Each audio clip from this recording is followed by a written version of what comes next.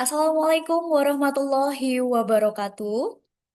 Selamat pagi, Bapak Ibu sekalian yang hadir pada kesempatan kali ini.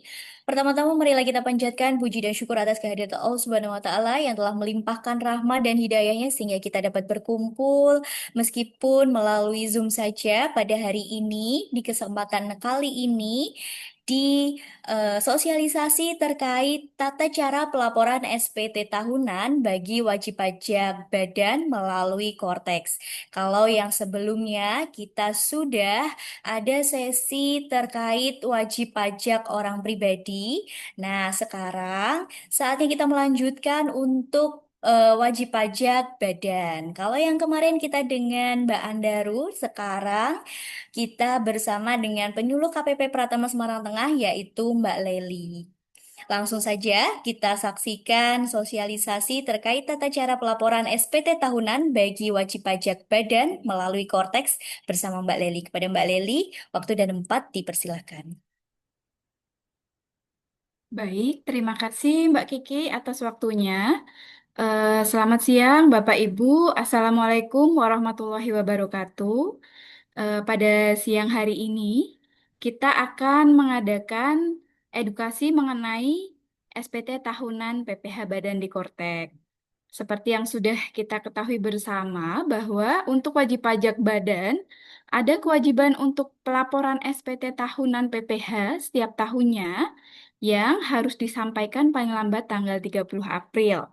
Untuk tahun depan, tahun 2026, pelaporan SPT tahunan PPh Badan Tahun Pajak 2025 sudah menggunakan Kortek, sehingga perlu diadakan sosialisasi mengenai tata cara pengisian SPT tahunannya. Pada siang hari ini, kita akan membahas mengenai SPT tahunan PPh Badan untuk wajib pajak di sektor perdagangan.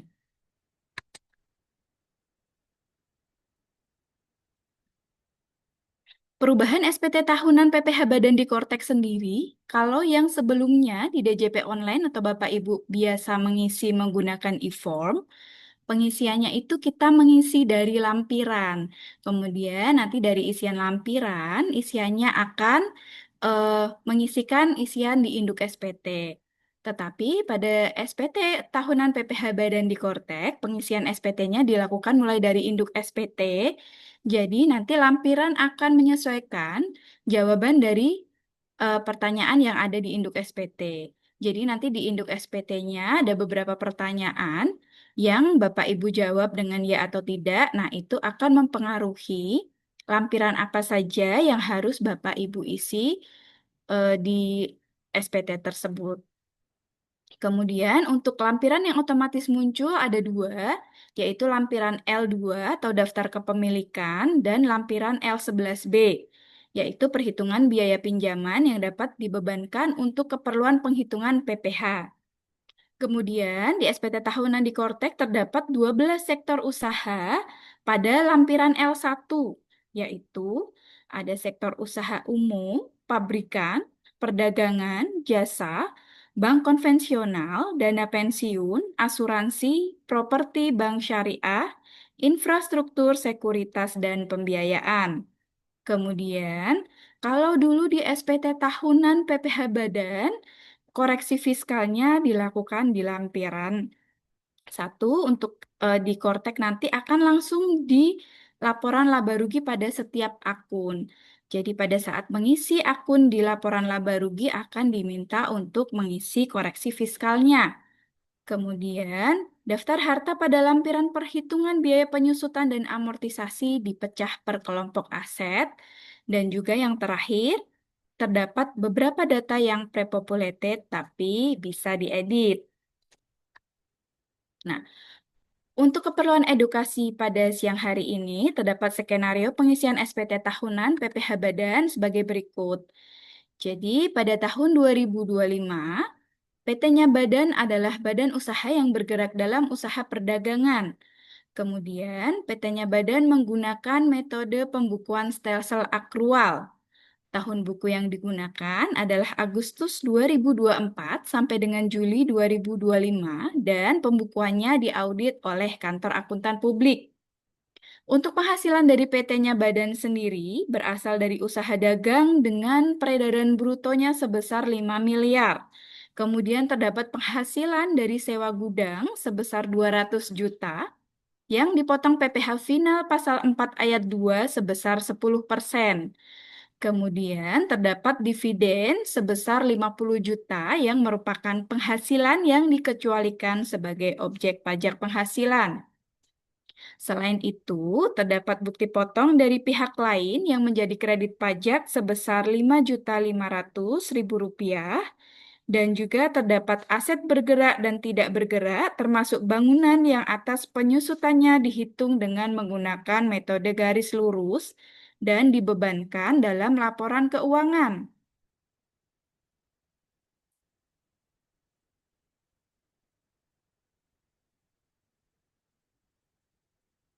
Ini tadi ringkasan dari skenario yang sudah disebutkan sebelumnya.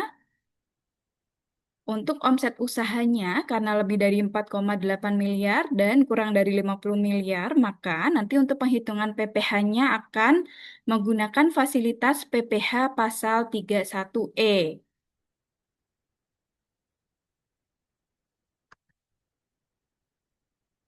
Kemudian untuk laporan laba ruginya sudah tersedia. Laporan laba rugi tanggal 31 Juli 2025. Ada penjualan domestik sebesar 5 miliar, kemudian di harga pokok penjualannya ada pembelian sebesar 500 juta, persediaan awal sebesar 4.500.000.000 rupiah, persediaan akhir 3.500.000.000 rupiah, kemudian terdapat pendapatan lainnya berupa dividen sebesar 50 juta rupiah, dan terdapat biaya operasional berupa beban gaji, beban penyusutan aktiva tetap, beban bunga, beban umum dan administrasi, serta beban denda dan bunga pajak penghasilan. Selain itu, terdapat pendapatan atau beban non-usaha berupa pendapatan non-usaha atau sewa rukan sebesar 200 juta dan juga terdapat beban non-operasional sebesar 20 juta.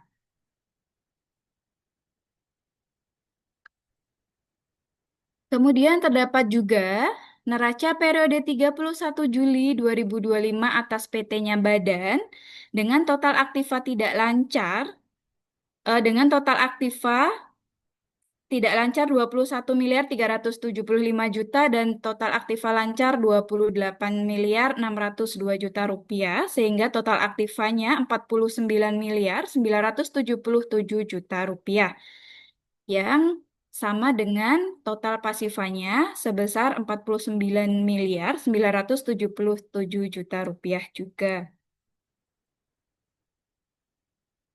Kemudian terdapat juga, tadi diinfokan terdapat daftar bukti potong untuk periode Agustus sampai Juli 2025, yaitu berupa PPh pasal 23 atas jasa, dengan DPP sebesar 200 juta rupiah dan PPh sebesar 4 juta rupiah.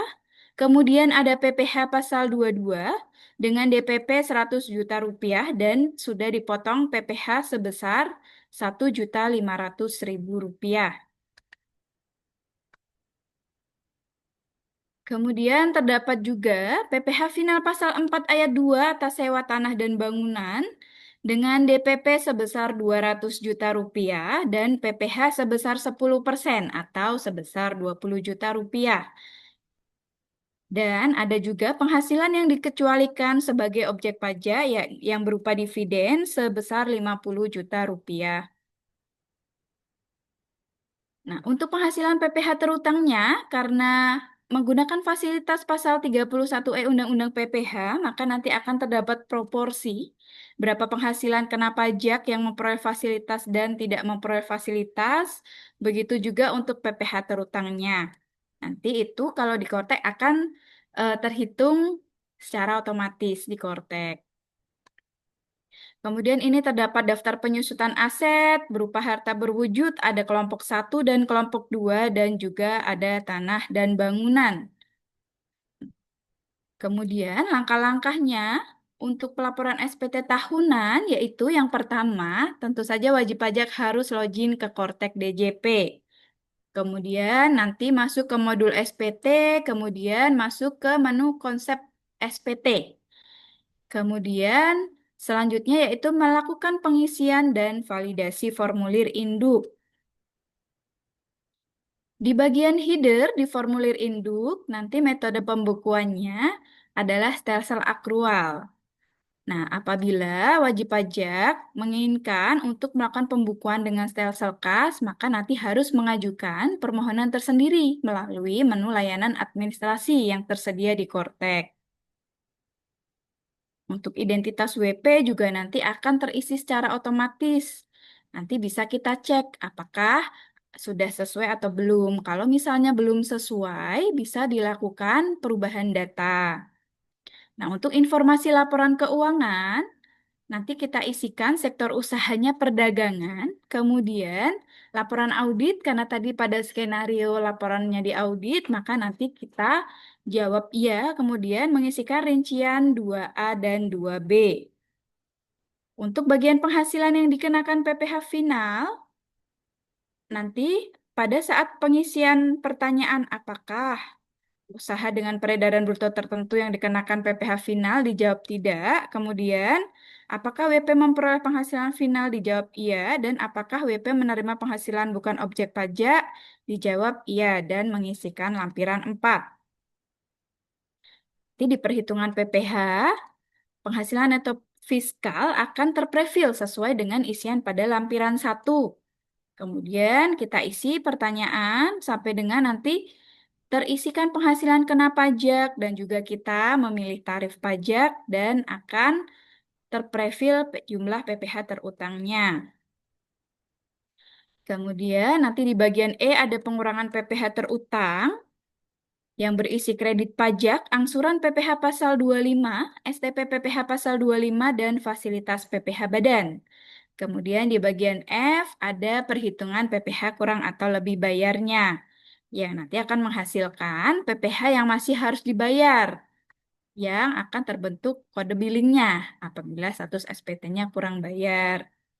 Kemudian ada di bagian G ada penghitungan angsuran PPh pasal 25 tahun berjalan. Bagian H pernyataan transaksi, bagian I lampiran lainnya, dan di bagian J ada deklarasi dan submit SPT.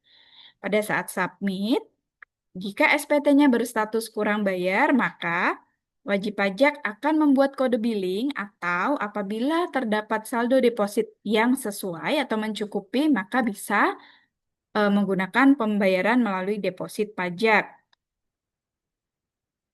Kemudian nanti juga kita mengisikan lampiran untuk skenario berupa lampiran 1 laporan laba rugi dan neraca, kemudian di lampiran 2 ada daftar kepemilikan perusahaan, di lampiran 3 ada kredit pajak, di lampiran 4 ada PPh final dan non-objek, di lampiran 6 ada angsuran PPh tahun berjalan.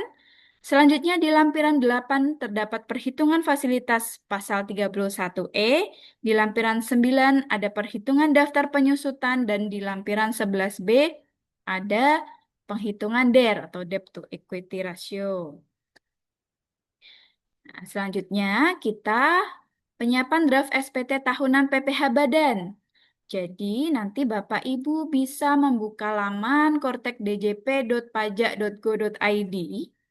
Kemudian login dengan menggunakan ID pengguna, yaitu NIK PIC atau pegawai yang ditunjuk. Kemudian Bapak Ibu bisa memasukkan kata sandi dan juga memasukkan kode keamanan. Selanjutnya, tekan tombol login. Jika sudah berhasil masuk, maka kita eh, harus mengklik akun badan untuk impersonate akun PT-nya badan.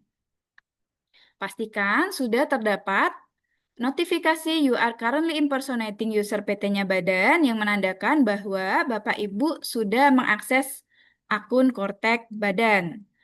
Kemudian Bapak Ibu bisa mengklik akun bisa mengklik menu surat pemberitahuan, kemudian klik lagi surat pemberitahuan atau SPT. Nanti akan muncul tampilan seperti ini. Bisa diklik tombol buat konsep SPT. Kemudian, untuk jenis SPT-nya bisa dipilih PPh Badan. Kemudian klik lanjut, dan setelah itu Bapak Ibu memasukkan periode atau tahun pajaknya. Dalam hal ini Agustus 2024 sampai dengan Juli 2025. Kemudian untuk model SPT-nya dipilih normal karena belum terdapat pelaporan SPT tahunan untuk tahun pajak tersebut. Kemudian Bapak Ibu bisa klik menu buat konsep SPT. Selanjutnya, setelah terbuat konsep SPT, Bapak Ibu bisa klik icon pensil dan akan tertampil tampilan induk seperti yang ada di layar. Default dari SPT tahunan PPH Badan di Kortek adalah formulir induk L2 dan 11B. Nanti, ketika Bapak Ibu menjawab pertanyaan yang ada di induk SPT akan menentukan lampiran tambahan apa saja yang harus diisikan sesuai dengan jawaban pada formulir induk. Kemudian, Bapak Ibu bisa mengklik metode pembukuan. Di sini ada pilihannya pembukuan stelsel akrual dan pembukuan stelsel kas. Secara default, sistem akan memilih pembukuan stelsel akrual. Namun, apabila wajib pajak mau mengajukan izin pembukuan dengan stelsel kas, bisa mengajukan permohonan terlebih dahulu dari menu layanan administrasi. Buat permohonan layanan administrasi, kemudian klik pemberitahuan penggunaan NPPN dan pembukuan stelsel kas, dan kemudian klik pemberitahuan pembukuan stelsel kas. Setelah diklik alur kasusnya sampai selesai, maka ketika sudah mendapatkan izin untuk pembukaan dengan stelsel kas di SPT tahunan, baru bisa memilih pembukaan dengan stelsel kas.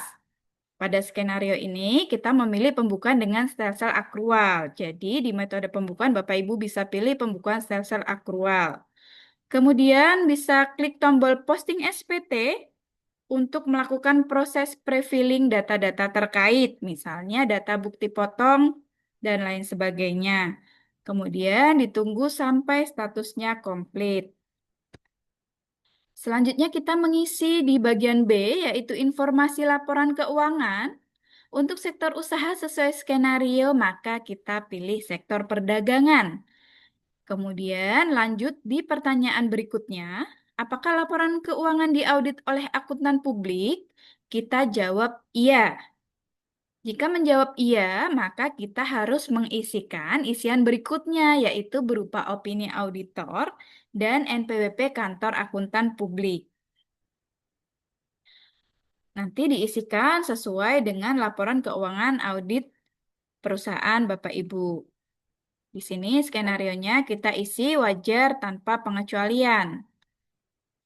Kemudian, apabila sudah mengisi bagian B, kita lanjut mengisikan di bagian C, yaitu penghasilan yang dikenakan PPh yang bersifat final dan yang tidak termasuk objek pajak. Di angka 1 akan ada pertanyaan, apakah wajib pajak menerima atau memperoleh penghasilan dari usaha dengan peredaran bruto tertentu yang dikenakan PPh bersifat final? Karena tadi omsetnya sudah di atas 4,8 dan di skenario ini tidak dikenakan PPh final, maka dipilih tidak. Kemudian lanjut ke pertanyaan nomor 2, apakah wajib pajak menerima atau memperoleh penghasilan yang dikenakan PPh bersifat final? Tadi ada penghasilan bersifat final, maka dijawab iya. Otomatis nanti di bagian lampiran akan bertambah. Ada lampiran 4 yang harus diisi dan ada notifikasi silahkan mengisi lampiran 4 bagian A. Kemudian lanjut di nomor 3, apakah wajib pajak menerima atau memperoleh penghasilan yang tidak termasuk objek pajak karena tadi ada penghasilan dividen, maka kita jawab iya. Dan akan diminta untuk mengisi lampiran 4 bagian B. Kemudian kita selanjutnya beralih ke bagian D, yaitu di bagian penghitungan PPh. Untuk penghasilan neto fiskal sebelum fasilitas pajak akan otomatis terisi oleh sistem. Setelah Bapak Ibu mengisi lampiran 1C, yaitu laporan keuangan, yang nanti akan kita isi di lampiran 1C. Selanjutnya ada pertanyaan, apakah wajib pajak memperoleh fasilitas perpajakan dalam rangka penanaman modal berupa pengurangan penghasilan neto? Pada skenario ini kita pilih tidak. Kemudian di nomor 6, apakah wajib pajak memperoleh fasilitas pengurangan penghasilan bruto untuk kegiatan praktik kerja, pemagangan dan atau pembelajaran dalam rangka pembinaan dan pengembangan sumber daya manusia berbasis kompetensi tertentu? Di skenario ini juga kita pilih tidak. Jadi untuk penghasilan neto fiskal setelah fasilitas pajak akan otomatis terkalkulasi dari perhitungan atau isian di atasnya. Kemudian, apakah terdapat kerugian fiskal yang dapat dikompensasikan? Pada skenario ini kita pilih tidak dan penghasilan kena pajak akan otomatis terhitung dari poin 7 dikurangi poin 8. Selanjutnya ada pertanyaan apakah wajib pajak memperoleh fasilitas pengurangan penghasilan bruto untuk kegiatan penelitian dan pengembangan tertentu juga kita jawab tidak. Kemudian untuk tarif pajak kita isi tarif fasilitas sebagaimana pasal 31E ayat 1 Undang-Undang PPH karena tadi omsetnya di atas 4,8 dan di bawah 50 miliar. Maka kita pilih sesuai drop down list yang ada di situ, kita pilih di nomor 3. Tarif fasilitas sebagaimana pasal 31E ayat 1 Undang-Undang PPH. Kemudian PPH terutang akan otomatis terhitung dari pengalian tarif pajak dikalikan penghasilan kena pajak. Kemudian kita lanjut ke bagian E, pengurang PPH terutang. Kita jawab pertanyaan, apakah terdapat kredit pajak yang dibayarkan di luar negeri dan atau dipotong atau dipungut pihak lain? Karena tadi ada PPh 22 dan PPh 23, maka kita jawab iya. Nah, apabila Bapak Ibu menjawab tidak, tetapi sistem nanti misalnya membaca ada bukti potong yang diterbitkan, maka akan ada notifikasi bahwa terdapat kredit pajak atas perusahaan Bapak Ibu, seperti itu. Kemudian untuk angsuran PPh pasal 25, ini akan terprofil otomatis dari pembayaran PPh pasal 25 bulanan Bapak Ibu. Jadi, atas pembayaran dengan kode jenis pajak 411126100 akan terakumulasi dan akan terisikan otomatis di angka 14 bagian angsuran PPh pasal 25. Kemudian di nomor 15 ada isian mengenai surat tagihan pajak PPh pasal 25. Apabila Bapak Ibu mendapatkan surat tagihan pajak PPh pasal 25, maka boleh diisikan di sini sebesar pokok pajaknya saja. Kemudian kita lanjut ke nomor 16, apakah wajib pajak memperoleh fasilitas pengurangan PPh badan? Kita jawab tidak. Selanjutnya, di bagian F ada perhitungan PPh kurang atau lebih bayar. Bagian 17A, dia akan otomatis terhitung dari hasil pengurangan pada angka 12 dikurangi angka 13, angka 14, angka 15, dan angka 16. Selanjutnya kita lanjut di pertanyaan berikutnya. Apakah terdapat surat keputusan persetujuan pengangsuran atau penundaan pembayaran pajak? Dalam hal ini kita pilih tidak. Maka nanti akan terhitung otomatis PPh yang masih harus dibayar atau lebih dibayar di angka 17C, yaitu pengurangan poin 17A dikurangi poin 17B. Kemudian, apabila SPT tahunan ini adalah berupa SPT pembetulan, maka di bagian 18A akan muncul angka sesuai kurang atau lebih bayar pada SPT yang dibetulkan. Kemudian akan menghitung secara otomatis di angka 18B PPh yang kurang atau lebih dibayar karena pembetulan. Apabila status SPT menunjukkan lebih bayar, maka nanti di angka 19A ini akan diminta untuk memilih. Atas lebih bayar tersebut, Bapak Ibu mau dikembalikan melalui pemeriksaan atau dikembalikan melalui pengembalian pendahuluan. Nah, ketika ada lebih bayar, maka akan diminta untuk mengisi informasi rekening. yaitu yang bisa Bapak Ibu update melalui perubahan data. Perubahan data nomor rekening bisa dilakukan secara mandiri di akun Kortek perusahaan Bapak Ibu masing-masing, atau bisa juga dengan datang ke KPP, melakukan perubahan data ke loket TPT untuk mengupdate data rekening banknya. Kemudian kita lanjut di bagian G, perhitungan angsuran PPh pasal 25 tahun berjalan. Ada pertanyaan, apakah wajib pajak merupakan wajib pajak tertentu yang harus menyampaikan laporan penghitungan angsuran PPh pasal 25, yaitu BP Bank, BUMN atau BUMD, wajib pajak masuk bursa, dan wajib pajak lain yang harus membuat laporan keuangan berkala. Pada skenario ini, karena wajib pajak bukan merupakan wajib pajak tertentu yang harus menyampaikan laporan penghitungan angsuran PPh pasal 25, maka kita jawab tidak. Selanjutnya kita lanjut ke bagian H, pernyataan transaksi. Kita menjawab pertanyaan dari nomor 21A, apakah terdapat transaksi yang dipengaruhi hubungan istimewa atau transaksi dengan pihak yang merupakan penduduk tax haven country? Kita jawab tidak. Kemudian, apakah wajib pajak berkewajiban menyampaikan dokumen penentuan harga transfer? Juga tidak. Apakah terdapat penanaman modal pada perusahaan afiliasi? Kita juga pilih tidak. Apakah wajib pajak memiliki utang dari pemilik modal atau perusahaan afiliasi dan atau piutang ke pemilik modal atau perusahaan afiliasi? Kita jawab tidak.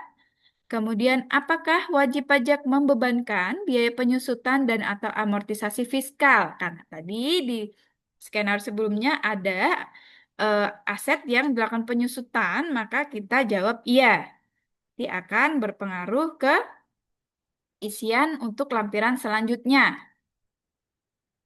Kemudian, apakah wajib pajak membebankan biaya entertainment, biaya promosi dan penjualan, penggantian atau imbalan dalam bentuk natura dan atau kenikmatan, dan piutang yang nyata-nyata tidak dapat ditagih? Pada skenario ini, kita pilih tidak. Selanjutnya, apakah wajib pajak memperoleh fasilitas perpajakan dalam rangka penanaman modal di bidang-bidang usaha tertentu dan atau daerah-daerah tertentu selain pengurangan penghasilan neto? Kita jawab tidak. Dan pertanyaan selanjutnya juga kita jawab tidak untuk nomor 21H, yaitu apakah wajib pajak memiliki sisa lebih yang digunakan untuk pembangunan dan pengadaan sarana dan prasarana? Kemudian, apakah wajib pajak menerima atau memperoleh penghasilan dividen dari luar negeri dan melaporkannya sebagai penghasilan yang tidak termasuk objek pajak? Kita jawab tidak. Nanti di angka 21J, maka akan terisi secara otomatis berapa kelebihan PPh yang bersifat final atas penghasilan dari usaha dengan peredaran bruto tertentu yang dapat diajukan pengembalian pajak. Ini nanti kalau misalnya terisi untuk wajib pajak yang dikenakan peredaran wajib pajak yang memiliki peredaran bruto tertentu yang dikenakan PPh bersifat final. Nanti terisi dari selisih lebih antara PPh yang terutang dengan PPh final yang sudah disetor. Nah, ini. Karena wajib pajak bukan merupakan WP dengan peredaran bruto berdasarkan PP 55 2022, maka ini nanti tidak terisi atau bisa kita lewati. Kemudian selanjutnya di bagian I ada lampiran lainnya, yaitu berupa laporan keuangan yang telah diaudit. Tadi kita kan sebelumnya sudah menyiapkan laporan keuangan. Bisa kita scan, kemudian kita unggah di sini. Di bagian I, di lampiran lainnya. Di bagian A1, laporan keuangan atau laporan keuangan yang telah diaudit. Jadi bisa kita pilih filenya, kemudian kita unggah. Demikian juga. Kemudian di lampiran lain yang dapat diunggah juga oleh wajib pajak, yaitu laporan keuangan atau laporan keuangan yang telah diaudit di bagian A1 dan laporan keuangan konsolidasi untuk wajib pajak grup di bagian A2. Begitu juga dengan opini audit. Tadi karena laporan keuangannya diaudit, maka nanti mengupload juga opini auditnya di bagian sini, di bagian B, di induk. Bagian I lampiran lainnya huruf B, opini audit. Kemudian juga di bagian C laporan keuangan konsolidasian untuk BUT kalau ada. Dan juga di bagian D, salinan bukti pembayaran atau bukti pemotongan sehubungan dengan kredit pajak luar negeri. Kalau tidak ada, bisa di-skip saja. Ini juga lampiran yang berikutnya, kalau ada bisa diunggah di sini berupa bukti jenis penanaman kembali dan realisasi penanaman kembali untuk bentuk usaha tetap, dan juga surat penghitungan pengkreditan pajak yang telah dibayar atas dividen yang diterima badan usaha luar negeri non-bursa terkendali langsung. Jika tidak ada, bisa di-skip juga. Kemudian di huruf G ada bukti pembayaran zakat atau sumbangan keagamaan yang sifatnya wajib. Bisa Bapak Ibu unggah di sini kalau ada di skenario ini tapi tidak ada.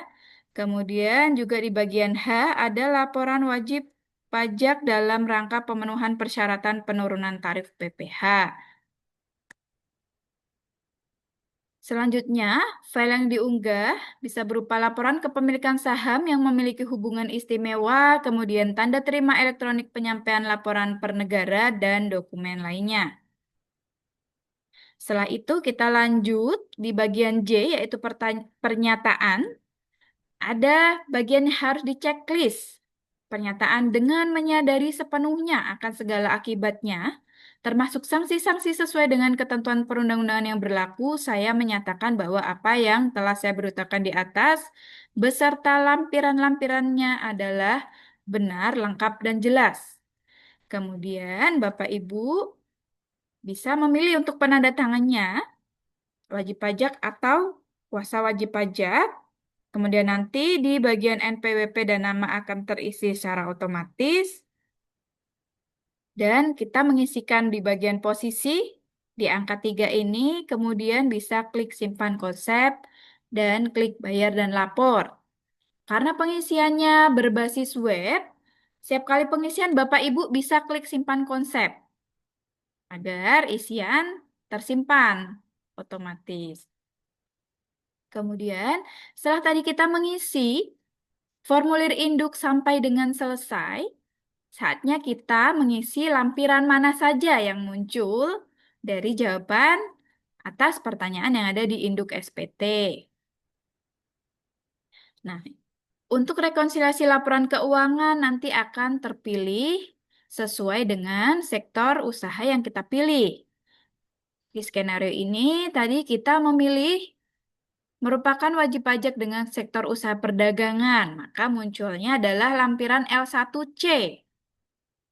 Jadi nanti lampiran-lampiran yang ada di sebelah induk ini akan sesuai dengan jawaban pertanyaan yang ada di induk. Jadi setiap wajib pajak bisa berbeda lampiran yang harus terisi. Di lampiran 1C nanti ada isian dari laporan laba rugi dan juga neraca. Nah, untuk laporan laba rugi, wajib pajak nanti memindahkan isian dari laporan laba rugi komersial ke lampiran 1C. Kalau misalnya di laporan laba ruginya akunnya tidak sesuai dengan yang tersedia di Kortek, maka bisa diisikan ke kolom akun sejenis atau akun lainnya. Perbedaannya dari SPT tahunan sebelumnya, ketika kita mengisi satu akun, kita akan diminta untuk mengisi nilai komersial, nilai tidak termasuk objek pajak, nilai dikenakan PPh bersifat final, dan nilai penyesuaian fiskal positif dan atau negatif, serta kode penyesuaian fiskalnya. Jadi per akun nanti kita mengisikan detailnya. Nah, tadi di skenarionya ada penjualan domestik sebesar 5 miliar rupiah. Di laporan laba rugi, nanti ada icon pensil di sebelah penjualan domestik. Bisa kita klik, kemudian nanti akan muncul isian detail yang harus kita isi, yaitu berupa nilai komersil sebesar 5 miliar, kemudian non-objek pajak, kita isi nol, dikenakan PPh final nol, nanti akan otomatis terisi di bagian tidak final. Nah, nanti di sini di bawahnya kita pilih penyesuaian fiskal positif atau negatifnya. Kalau penyesuaian fiskalnya terisi, maka kita diminta juga untuk mengisi kode penyesuaian fiskalnya. Kode penyesuaian fiskal, di situ ada drop down list, bisa Bapak Ibu pilih sesuai dengan penyesuaian fiskal di perusahaan Bapak Ibu masing-masing. Kalau sudah terisi, kita pilih simpan.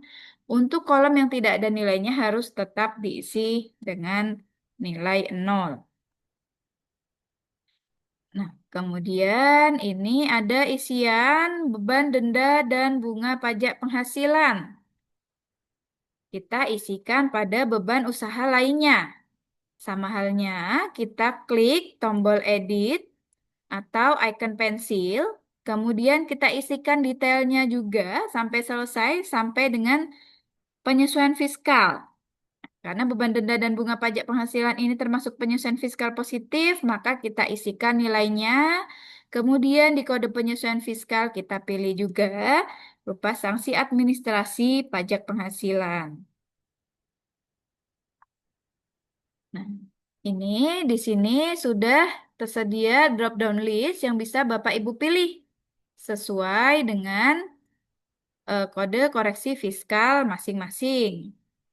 Jika tidak terdapat koreksi fiskal positif atau negatif, di bagian kode koreksi fiskal ini tidak perlu diisi atau dilewati saja. Kemudian kita isikan semua dari akun dari laporan laba rugi sampai selesai. Kemudian nanti dia akan ketemu berapa laba atau rugi sebelum pajak. Akan mengkalkulasi secara otomatis. Selanjutnya, setelah selesai mengisi laporan laba rugi, kita lanjut mengisi laporan posisi keuangan atau neraca.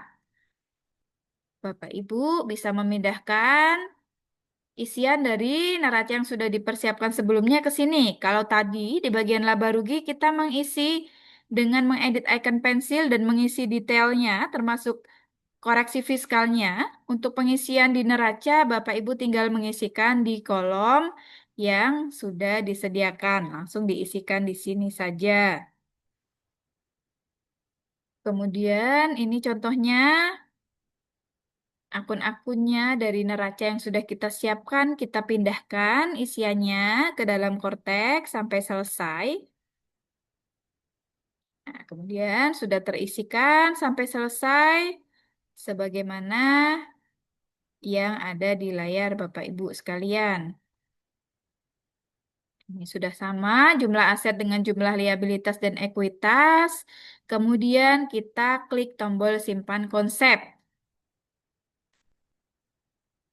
Setelah mengisi lampiran 1C, kita lanjut ke step sebelah kanannya. Ada lampiran L2. Lampiran L2 itu isinya apa? Isinya daftar kepemilikan yang berisi daftar pemegang saham atau pemilik modal dan jumlah dividen atau pembagian laba yang dibagikan, serta daftar susunan pengurus atau komisaris. Kemudian di bagian B ada daftar penyertaan modal, utang dan atau piutang pada perusahaan afiliasi. Di bagian headernya akan terisi secara otomatis. Kemudian untuk daftar pemegang saham atau pemilik modal akan terisi otomatis sesuai dengan data yang ada di Kortek Bapak Ibu dari Probis registrasi. Begitu juga untuk daftar penyertaan pada perusahaan afiliasi apabila mengisi data terkait perusahaan afiliasi akan terisi dengan data tersebut. Ini untuk bagian A, daftar pemegang saham akan muncul isiannya secara otomatis, namun masih disediakan tombol edit dengan icon pensil ini apabila terdapat data yang tidak sesuai. Bisa diedit atau diubah isiannya apabila ada data yang mengalami perubahan atau tidak sesuai. Apabila kita klik icon pensil tadi, maka akan muncul isian seperti ini. Nanti berapa modal disetornya, kemudian ada dividen atau pembagian labanya juga. Dan kita klik simpan, lanjut ke bagian B, daftar penyertaan modal utang dan atau piutang pada perusahaan afiliasi. Ini apabila ada, nanti akan terisi dari perusahaan afiliasi. Kemudian lanjut ke lampiran selanjutnya L3, yaitu daftar pajak penghasilan yang dipotong atau dipungut oleh pihak lain, meliputi penghasilan luar negeri dan PPh yang dipotong atau dipungut pihak lain. Nah, untuk penghasilan dari luar negeri bisa diisikan dengan mengklik tombol tambah atau apabila sudah mengisi kemudian ada yang mau diubah, nanti ada icon pensil dan icon tempat sampah untuk mengedit atau menghapus. Di nomor 2 ini nanti apabila Bapak Ibu sudah mengisi akan tapi datanya tidak sesuai atau mau dihapus, ada disediakan tombol icon pensil dan tempat sampah. Kemudian selanjutnya ini isiannya. Jika Bapak Ibu klik tambah, akan muncul isian detail penghasilan dari luar negeri. Bisa diisi, meliputi nama pemotong, kemudian sampai dengan berapa kredit pajak yang dapat diperhitungkan. Bapak Ibu bisa klik tombol simpan. Kemudian lanjut ke bagian B, PPh yang dipotong atau dipungut pihak lain. Pada dasarnya nanti ini seharusnya terprepulet dari bukti potong yang diterbitkan lawan transaksi. Namun, disediakan tombol tambah apabila Bapak Ibu merasa ada bukti potong dari pihak lain namun belum masuk. Di sini bisa di-input secara key in dari tombol tambah. Kemudian juga di data yang sudah tersedia ada juga icon pensil dan tempat sampah yang bisa Bapak Ibu lakukan jika mau mengedit atau menghapus data bukti pemotongan atau pemungutan oleh pihak lain yang dirasa tidak sesuai. Nah, apabila klik icon tambah, maka akan muncul isian detail PPh yang dipotong atau dipungut pihak lain. Bapak Ibu bisa mengisikan NPWP, jenis pajak yang dipotong atau dipungut, kemudian berapa DPP-nya, berapa pajak penghasilan yang dipotong atau dipungut, kemudian nomor bukti pemotongan dan tanggal bukti pemotongan. Selanjutnya, setelah selesai mengisi, bisa diklik tombol simpan. Ini tadi ada PPh pasal 23 dan PPh pasal 22. Bisa diisi detailnya di sini. Nah, nanti setelah diisi akan muncul tampilan seperti ini. Ada dua kredit pajak, PPh pasal 23 dan PPh pasal 22. Selanjutnya kita lanjut mengisi lampiran 4. L4 berisi penghasilan yang dikenakan pajak final dan penghasilan yang bukan objek pajak. Ini tadi karena Bapak Ibu menjawab pertanyaan di bagian induk. Apakah memperoleh penghasilan yang dikenakan PPh final? Dan atau apakah wajib pajak menerima atau memperoleh penghasilan yang tidak termasuk objek pajak? Jadi memang seharusnya diisi dari induknya terlebih dahulu. Karena apabila di induknya belum terisi, maka di lampiran 4 ini pun tombol untuk tambah atau editnya tidak akan terbuka jika isian pada induk belum diisi. Di sini kita ke bagian A, penghasilan yang dikenakan PPh final. Nah, ini juga seharusnya terpopulasi dari e-Bupot atau pembayaran sendiri. Namun, ada juga tombol tambah untuk mengedit atau menambahkan data dari penghasilan yang dikenakan PPh final yang belum terpopulate. Kemudian juga ada icon pensil dan tempat sampah apabila mau mengedit atau menghapus data yang tidak sesuai. Apabila Bapak Ibu klik tombol tambah, maka akan muncul rincian yang meliputi NPWP pemotong atau pemungut, nama pemotong atau pemungut, kemudian objek pajak, dasar pengenaan pajak, persentase, dan berapa PPh final terutang. Setelah mengisi lengkap, bisa klik tombol simpan. Ini tadi ada PPh pasal 4 ayat 2, tas sewa tanah dan bangunan.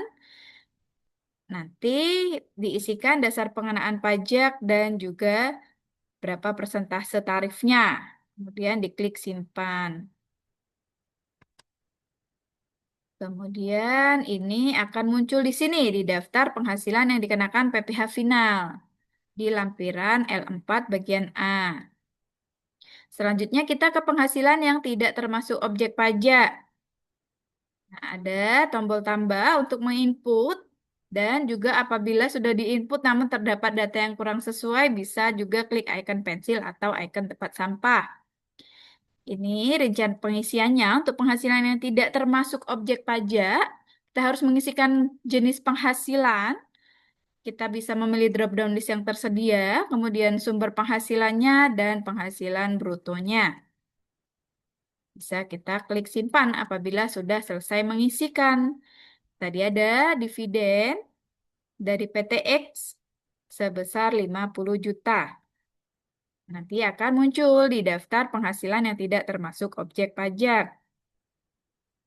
Selanjutnya kita beralih lagi ke lampiran selanjutnya, yaitu lampiran L8. Perhitungan pengurangan tarif PPh badan. Ini untuk fasilitas tadi, karena kita memilih tarif berdasarkan pasal 31E ayat 1, maka akan diminta untuk mengisi lampiran 8. Bapak Ibu cukup mengisikan di angka 1, jumlah peredaran brutonya berapa. Nanti nomor 2 dan nomor 3 ini, yaitu penghasilan kena pajak dan PPh terutangnya akan terisi otomatis dari sistem. Sistem akan memisahkan berapa bagian peredaran bruto yang memperoleh fasilitas dan tidak memperoleh fasilitas. Begitu juga dengan PPh terutangnya. Sampai ketemu total PPh terutangnya. Ini tadi kita isi omset sesuai dengan PT-nya. Badan tadi adalah 5.250.000.000 rupiah. Jadi yang abu-abu ini akan terisi secara otomatis dari sistem. Nah, kemudian kita mengisikan L6, yaitu angsuran PPh tahun pajak berjalan. Selain WP-WP yang wajib menyampaikan laporan berkala, maka akan muncul harus mengisi lampiran L6 ini untuk menghitung berapa besarnya angsuran pajak penghasilan di tahun pajak berjalan. Kalau yang dulu di induk di halaman 2.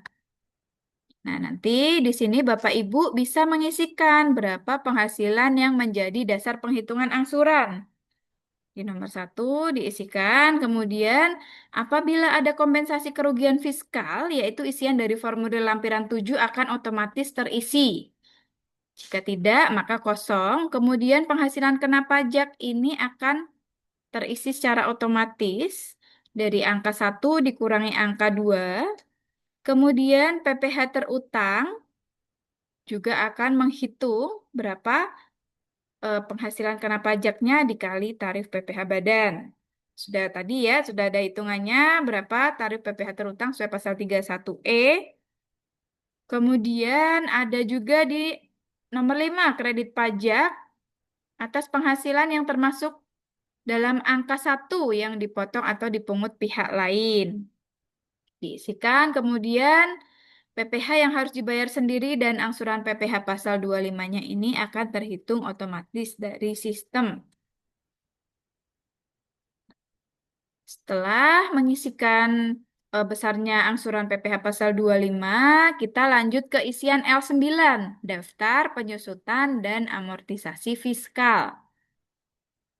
Sini berisi daftar penyusutan harta berwujud, daftar penyusutan bangunan, dan daftar amortisasi harta tidak berwujud.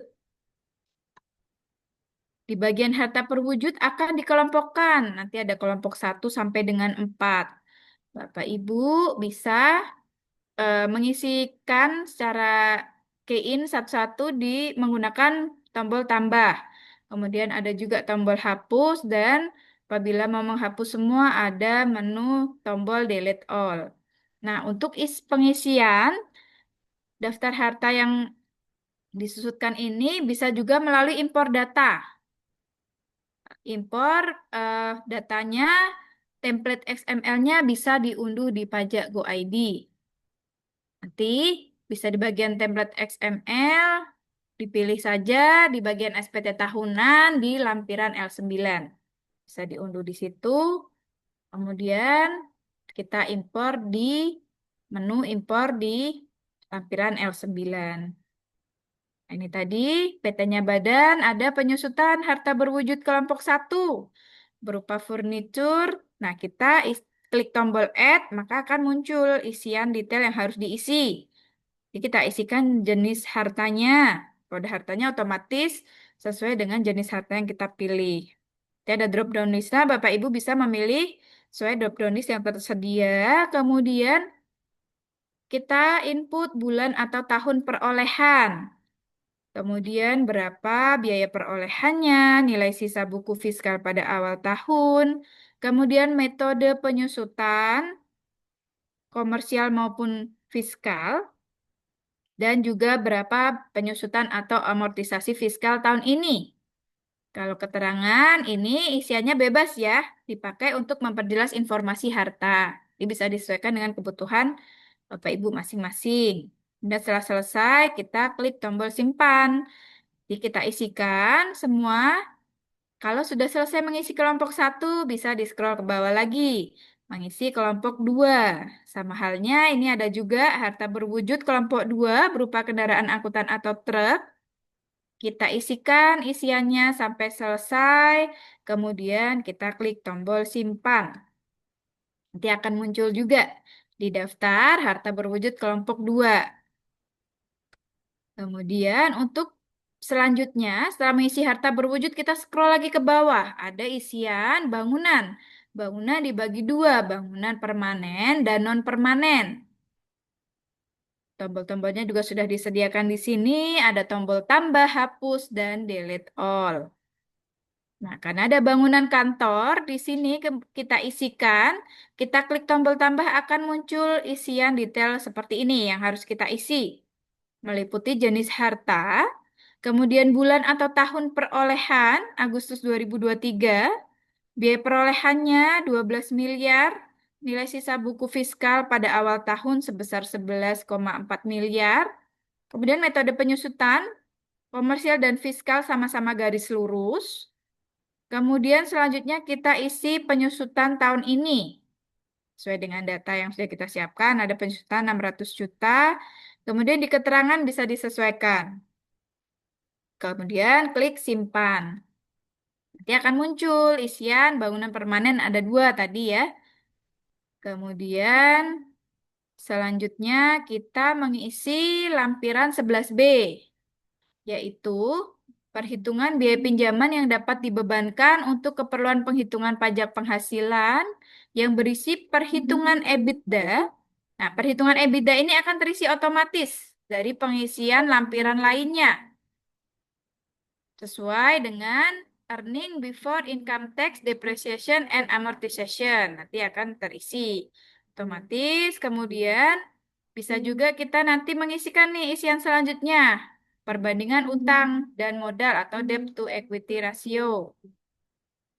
Berisi jumlah modal dan utang serta beban bunga yang dapat dibiayakan. Kemudian ada juga penghitungan biaya pinjaman. Nah, ini untuk penghitungan EBITDA. Kalau misalnya lampiran-lampiran sebelumnya sudah terisi, maka perhitungan EBITDA ini akan terisi otomatis. Nah, dia berisi penghasilan neto komersial, beban penyusutan dan amortisasi, beban pajak penghasilan, beban biaya pinjaman, dan berapa EBITDA-nya. Kemudian lanjut ke bagian pengisian perbandingan antara utang dan modal. Nah, nanti kita mengisikan dulu penghitungan rata-rata saldo utang.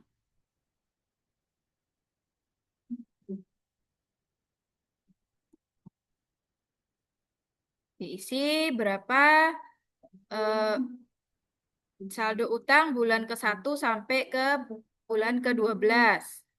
Kemudian klik simpan, begitu juga saldo modal bulan ke-1 sampai dengan bulan ke-12.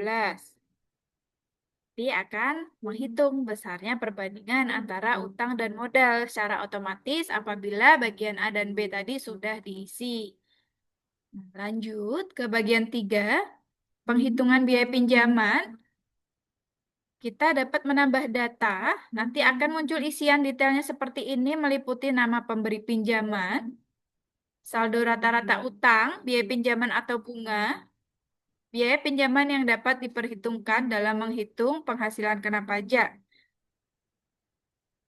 Kemudian nanti bisa klik simpan.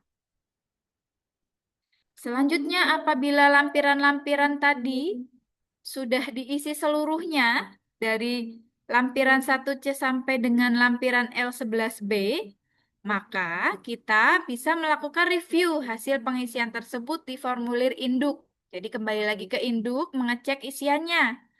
Nah, apabila terdapat data yang belum sesuai, maka kita cek lagi tadi isian di lampirannya, apakah sudah sesuai atau belum.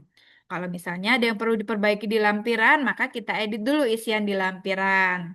Kemudian kita cek lagi di induk. Kalau misalnya sudah sesuai, bisa kita lihat berapa nilai kurang bayar atau lebih bayar di SPT. Nah, untuk melapor, sama nanti mekanismenya juga klik tombol bayar dan lapor seperti di SPT Masa. Nah, ini tadi kita eh, apabila kita tadi ada yang menjawab iya dan kita sudah mengisi lampirannya, angkanya akan muncul isiannya di SPT Induk. Kemudian sama di bagian D penghitungan PPh ini juga muncul angkanya sampai dengan berapa PPh terutangnya.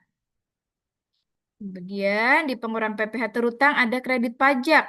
Apabila misalnya ada kredit pajak nih angkanya belum sesuai, bagaimana cara mengubahnya? Maka kita melihat lagi di lampiran 3. Kita ubah isian daftar bukti pemotongan atau pemungutan oleh pihak lain di lampiran 3, baru kita cek lagi isiannya di induk. Kemudian kita cek di PPh kurang atau lebih bayar. Apakah nilainya sudah sesuai?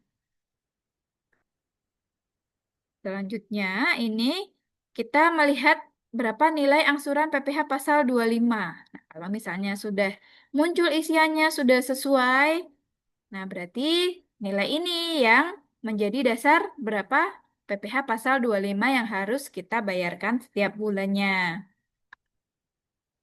Kemudian pernyataan transaksi ini juga kita cek ulang apakah jawabannya sudah sesuai.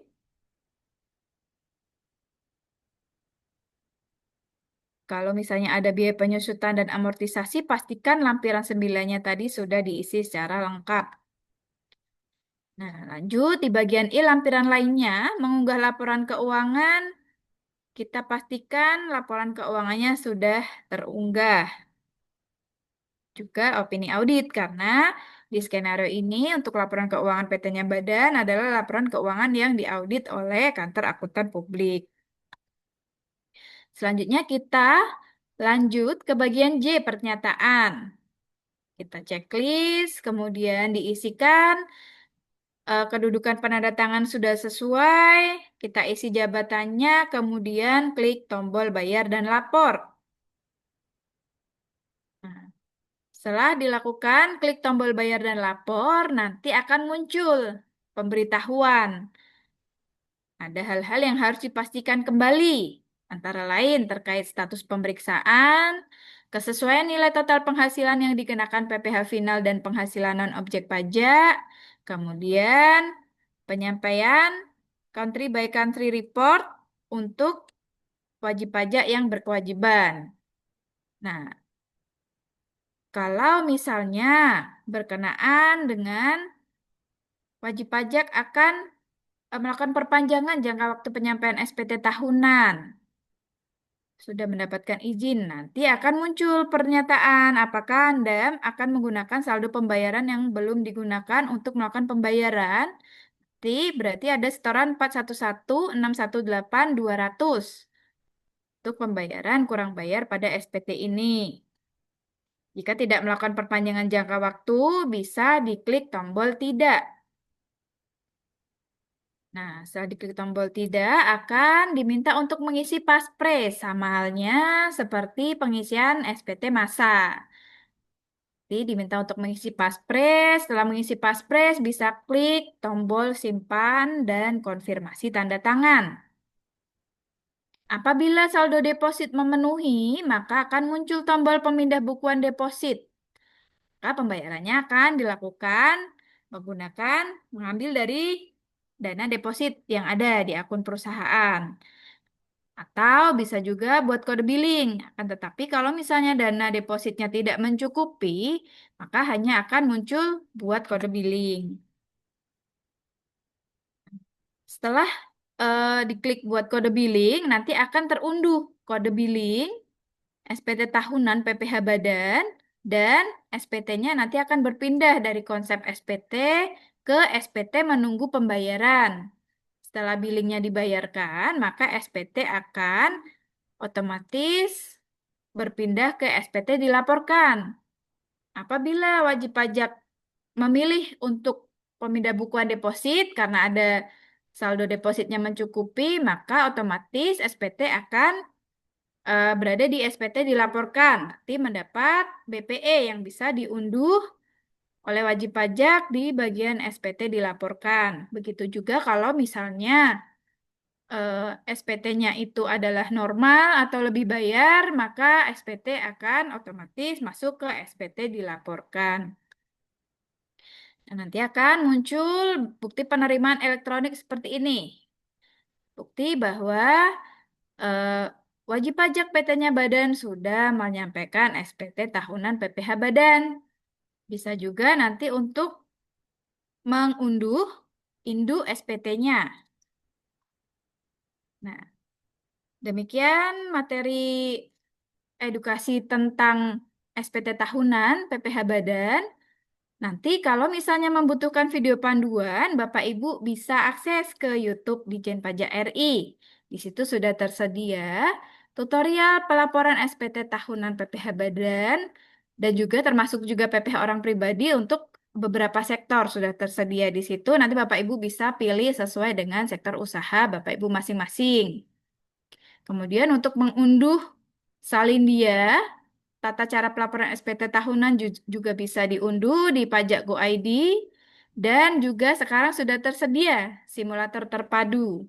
Bapak Ibu bisa klik spt simulasi.pajak.go.id. Sudah tersedia untuk SPT tahunan PPh orang pribadi dan PPh Badan. Jika menginginkan untuk melihat bagaimana langsung mengisikan gitu ya, bagaimana isian di SPT tahunan via Cortex.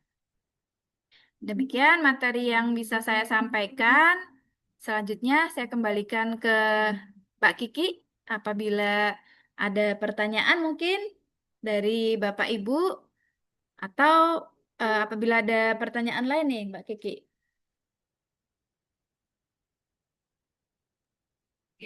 Baik, terima kasih Mbak Leli atas materinya pada kesempatan kali ini. Monggo silahkan Bapak Ibu yang join Zoom, silahkan bisa apabila ada pertanyaan bisa diketikkan langsung di kolom chat atau mau raise hand langsung bertanya langsung kepada narasumbernya.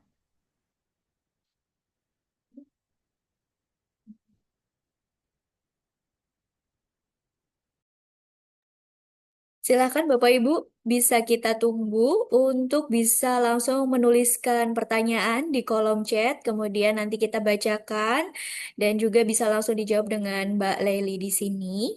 Mungkin di sini ada beberapa pertanyaan nih Mbak Leli. Di kolom chat juga salah satunya.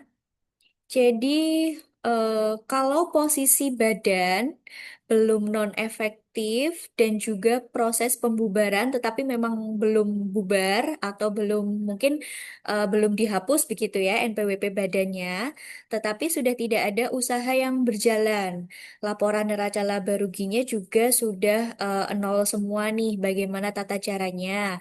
Harus mengisikah dari step eh, dari step atau bisa di skip untuk bagian laporan neraca laba rugi. Baik. Nah, Bapak Ibu, ketika nanti mengisi induk, pastinya kan diminta untuk mengisi sektor usaha tadi, yang ada 12 sektor. Nah, ketika memilih sektor usaha, maka akan otomatis muncul nih Mbak Kiki, lampiran L1 sesuai dengan sektor usaha masing-masing. Apabila di laporan keuangannya berarti nihil ya Mbak Kiki ya, karena eh, sebenarnya sudah tidak ada kegiatan begitu ya, tetapi memang belum dihapus. Jadi kewajiban pelaporan tahunannya masih ada. Nanti bisa diisikan nol di isian di lampiran L1-nya begitu. Sehingga nanti ke induknya juga akan menampilkan angka nol bahwa memang tidak terdapat penghasilan kena pajak begitu ya.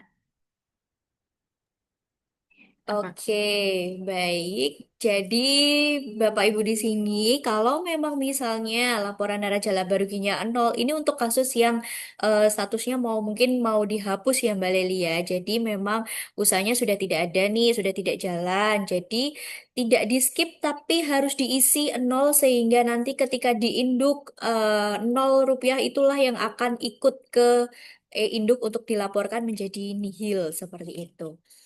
Kemudian pertanyaan kedua nih Mbak Leli. Apakah bukti potong kredit pajak langsung masuk di korteksnya badan dan apakah bisa diekspor nih untuk dapat dilakukan pengecekan dengan catatan perusahaan? Oh, baik. Nah, untuk bukti potong atau bukti pungut seharusnya terprepupulet ya, Mbak Kiki ya, karena di Kortex setiap lawan transaksi membuat bukti potong atas NPP kita, maka akan otomatis masuk di wajib pajak, masuk di dokumen, kemudian juga pada saat pengisian SPT tahunan dia akan terprepulet. Nah, untuk eh, apakah bisa diekspor ke Excel? Bisa kita lihat di menunya tadi di bagian daftar bukti potong itu ada menu untuk ekspor. Seperti halnya di SPT Masa juga tersedia ya jika Bapak Ibu pengen mengekspor datanya. Sebentar. Nah, ini di PPH yang dipotong atau dipungut pihak lain. Seharusnya ini terprepulet. Jadi kalau misalnya ada data dari lawan transaksi, seharusnya masuk ke sini. Namun, apabila ada data yang belum masuk, Bapak Ibu merasa ada bukti pemotongan, tapi datanya belum sinkron di sini, masih disediakan tombol tambah untuk menambahkan. Atau apabila bukti potongnya tidak sesuai, kita masih ada tombol edit dan juga tempat sampah untuk menghapus. Nah, apabila Bapak Ibu ingin mengekspor, disediakan ada menu untuk ekspor ke Excel-nya, Mbak Kiki, ini di atas yang warna hijau ini, Bapak Ibu nanti bisa klik saja, nanti datanya yang ada di sini akan otomatis tersimpan dalam file Excel. Nanti bisa dipilih di sini ya, mau ditampilkan berapa data per halaman begitu Mbak Kiki. Baik, terima kasih nih Mbak Leli. Jadi Bapak Ibu masih bisa nih kalau misalnya mungkin tadi di induknya menjawab mungkin tidak gitu ya, tidak ada bukti potong yang dikreditkan. Ternyata ada nih bukti potong dari pihak lain yang sudah terprepopulat kemudian langsung bisa diubah saja begitu ya Mbak Leli ya di SPT induknya kemudian dilakukan pengecekan apakah bisa dijadikan kredit pajak atau tidak. Kemudian kalau misalnya Bapak Ibu tidak atau belum seret bisa diekspor dulu, kemudian disandingkan dengan catatan perusahaan mana-mana saja yang bisa dijadikan kredit pajak, kemudian baru di klik edit misalnya ya Mbak Lili untuk bisa berikutnya dilaporkan sebagai kredit pajak. Begitu. Berikutnya ada pertanyaan lagi mungkin dari Bapak Ibu sekalian. Oh, ada lagi nih Mbak Leli. Apakah bisa melakukan pelaporan SPT tahunan badan melalui akun badan langsung?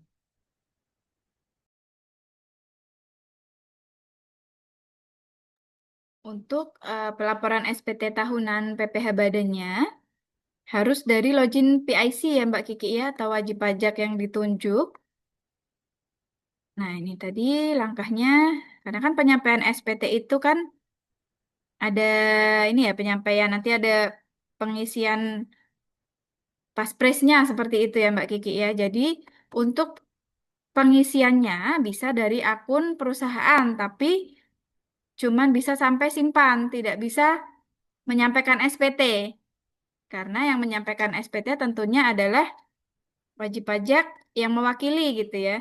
Dalam hal ini PIC. Jadi Bapak Ibu nanti untuk login, untuk pelaporan SPT tahunan bisa login menggunakan ID pengguna atau PIC yang eh, ditunjuk begitu. Nanti bisa diinputkan NIK-nya dan kata sandi serta kode keamanannya, kemudian baru impersonate ke akun perusahaannya. Seperti itu Mbak Kiki. Jadi kalau misalnya loginnya langsung dari badan, kalau bisa input pun sampai dengan tahap simpan saja, tidak bisa sampai pelaporan SPT-nya.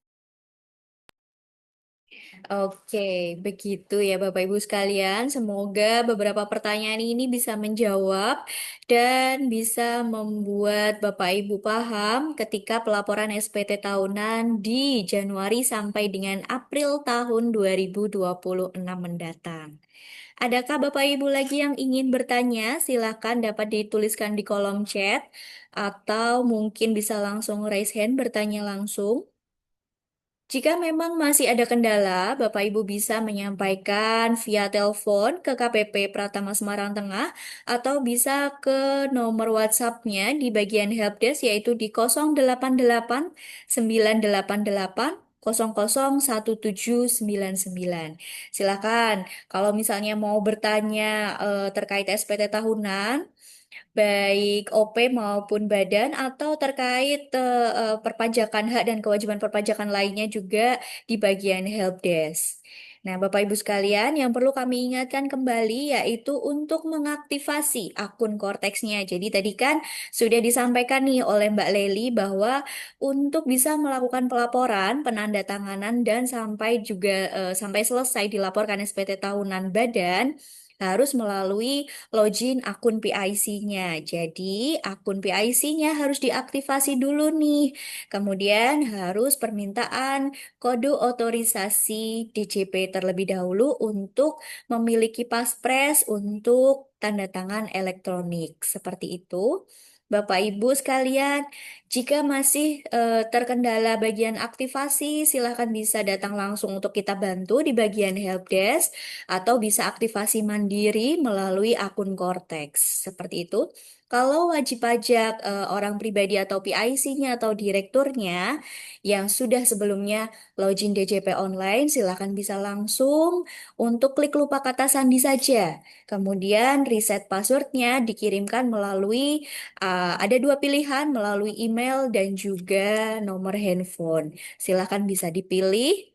Kemudian bisa diaktifkan akun Cortex-nya. Jadi dari sekarang saja nih ya Mbak Lelia supaya tahun depan nih Januari sampai dengan April itu wajib pajak tinggal menyiapkan saja nih, tinggal rekonnya saja, kemudian menyusun laporan neraca laba ruginya, kemudian bisa melaporkan melalui akun Cortex-nya. Mungkin Mbak Leli akan ada tambahan lagi? Cukup Mbak Kiki, iya tadi seperti yang Mbak Kiki sampaikan ya, Bapak Ibu jangan lupa untuk selain PIC nih ya, mungkin kalau PIC kan sudah aktivasi akun ya Mbak Kiki ya, karena kan keperluannya untuk pelaporan SPT massa. Nah, tapi mungkin bisa disampaikan juga ke pegawainya yang ada di kantornya atau ke rekan-rekannya seperti itu ya Mbak Kiki ya, seluruh wajib pajak orang pribadi yang nantinya akan menyampaikan SPT tahunan PPh orang pribadi juga kita ingatkan untuk melakukan aktivasi akun Kortek dan juga mengajukan permintaan kode otorisasi atau sertifikat elektronik seperti itu untuk persiapan pelaporan SPT tahunan tahun depan. Begitu saja Mbak Kiki. Oke, terima kasih Mbak Leli. Jadi, Bapak Ibu kami ingatkan kembali untuk jangan lupa nih pelaporan SPT tahunan bagi wajib pajak badan, yaitu maksimal atau batas akhirnya adalah di April 2026 untuk yang tahun pembukuannya, tahun bukunya adalah Januari sampai dengan Desember. Jangan lupa, jangan sampai ada yang terlewati, jangan sampai terlewat dari batas akhirnya. Kalau misalnya masih ada kendala, silakan bisa disampaikan melalui WhatsApp, bertanya, ataupun bisa datang langsung ke helpdesk KPP terdaftarnya. Begitu. Ada lagi pertanyaan? Sepertinya tidak ada nih, Mbak Leli di kolom chat sudah tidak ada yang bertanya, tidak ada yang resen. Semoga materi pada kali ini bisa membuka wawasan dan juga bisa paling nggak ada bayangan nih sedikit tentang pelaporan SPT tahunan PPh Badan itu seperti apa. Silakan Bapak Ibu, seperti yang sudah disampaikan Mbak Leli tadi, bisa mengunduh salindianya, kemudian bisa melihat juga tutorialnya di Ditjen Pajak RI, di YouTube-nya kami juga sudah ada tutorialnya untuk pengisian SPT tahunan PPh Badan. Itu juga banyak sektornya. Ada sektor jasa, sektor manufaktur, sektor perdagangan, mungkin dan lain-lain banyak hal. Begitu, Bapak Ibu bisa langsung melihat di akun YouTube Ditjen Pajak RI. Kemudian, apabila sudah tidak ada yang ditanyakan lagi, saya selaku MC, mohon maaf apabila terdapat salah kata baik yang disengaja maupun yang tidak disengaja. Saya akhiri. Terima kasih atas kesediaan Bapak Ibu join pada sosialisasi hari ini. Terima kasih. Wassalamualaikum warahmatullahi wabarakatuh.